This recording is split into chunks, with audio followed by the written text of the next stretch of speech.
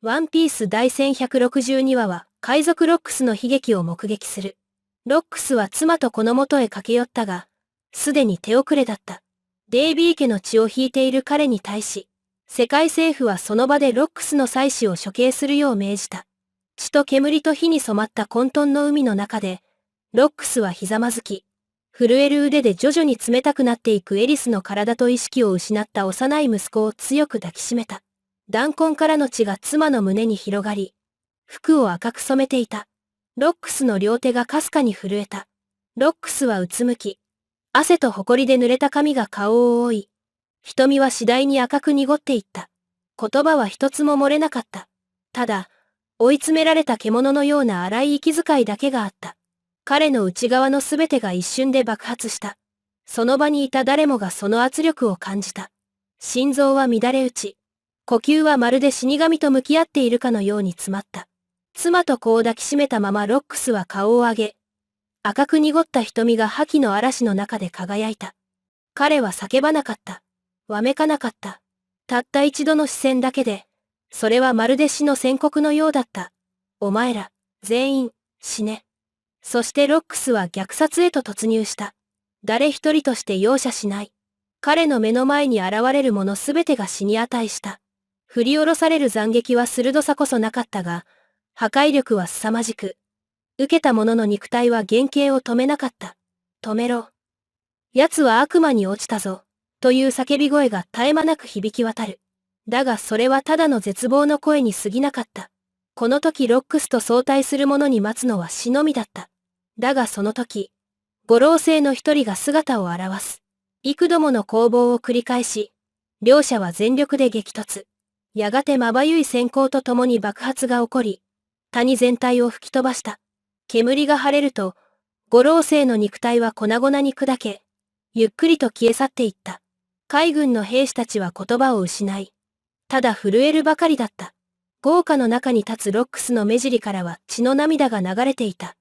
彼は妻と息子の亡骸の方へ振り返り、膝をつき、震える手でエリスと小さなティーチの冷たい顔に触れる。世界を震え上がらせた男の方を、一筋の涙が伝った。だが次の瞬間、その瞳は再び深紅に染まり、口元には歪んだ狂気の笑みが広がった。咆哮と同時に、ロックスの覇王色の覇気が爆発した。黒い稲妻のような衝撃波が空を引き裂き、大地は粉砕され、不運な者たちの血しぶきが飛散し、神の谷を深紅に染め上げる。ロックスは虐殺へと突進し、その剣はまるで死神の鎌。振るうたびに血が飛び散り、海賊も海軍も、さらには天竜人でさえ、誰一人として逃れることはできなかった。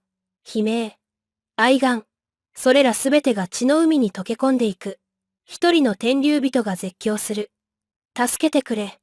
私は、ゴロウ星の末裔だぞ。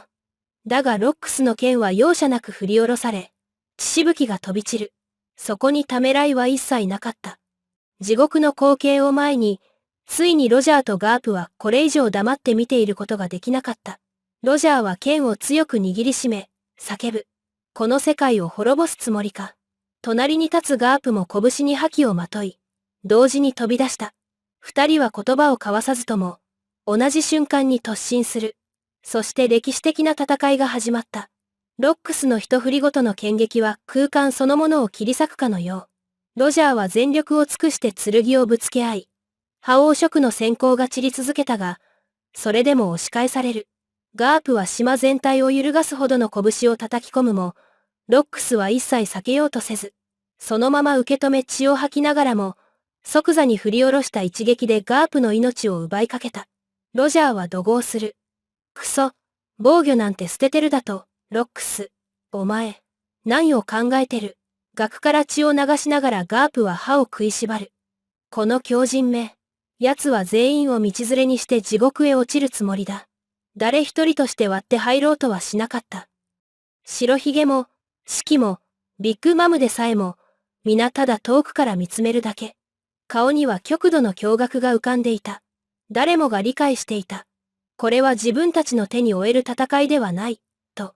大地は砕け散り、海からは津波が絶え間なく押し寄せ、ロックスの方向に天地そのものが崩れ落ちるかのようだった。共闘してなお、ガープとロジャーは完全にロックスに押されていた。二人は必死に致命の一撃を防ぐのがやっとで、ほんの一瞬の油断が命を奪われる結果に直結していた。誰もが、このまま全員虐殺されると思った、その時。だが、ロックス自身の狂気こそが彼を殺し始めていた。覇気が制御不能のまま連続して爆発し、肉体はひび割れ、血は止まることなく流れ出す。一歩ごとに足取りは重くなり、視界は霞んでいく。それでもなお、彼は倒れる獣のように必死で抗おうとした。ロジャーは息を荒げ、叫んだ。奴は、自らの命を燃やし尽くしているんだ。ガープは咆哮し、最後の拳を叩き込み、ロックスの剣を止めた。その瞬間、ロックスの体は大きく揺らぎ、そして崩れ落ちる。敗北ではなく、覇気を完全に使い果たしたがゆえの崩壊だった。ロックスは這うように妻と息子の亡骸へ近づき、必死にその手を伸ばす。血で赤く染まった瞳に、歪んだ笑みを浮かべながら、エリス・ティーチ、父さんは、ここにいるぞ。冷たい風が吹き抜けた。ロックス・D.G. ベック、世界を震え上がらせた怪物は、栄光ではなく悲劇の中で倒れた。誰も口を開く者はいなかった。白ひげも、シキも、ビッグマムさえも。彼らはただ沈黙し、その瞳には恐怖と畏怖、そして、悲劇に散った一人の虚勢へのわずかな哀れみが宿っていた。だがその時、戦場全体に赤子の泣き声が響き渡った。かすかなその声が、死の静寂を切り裂く。誰もがハッとして振り返る。エリスの亡骸のすぐそばで、小さな命がまだ息をしていた。ティーチだった。血にまみれたその幼子は全身を真紅に染めていたが、生きていたのだ。エリスが自らの体すべてを盾にして銃弾から息子を守っていた。ティーチの負った傷は致命的ではなく、その犠牲によって彼は生き延びたのだった。白ひげは拳を強く握り、肩を震わせながらその子を見つめる。この子は、ロックスの血を引いている。世界政府は決して生かしてはおかんだろう。その瞬間、戦場全体が凍りついたかのように沈黙し、かすかなティーチの泣き声だけが虚しく響き続けていた。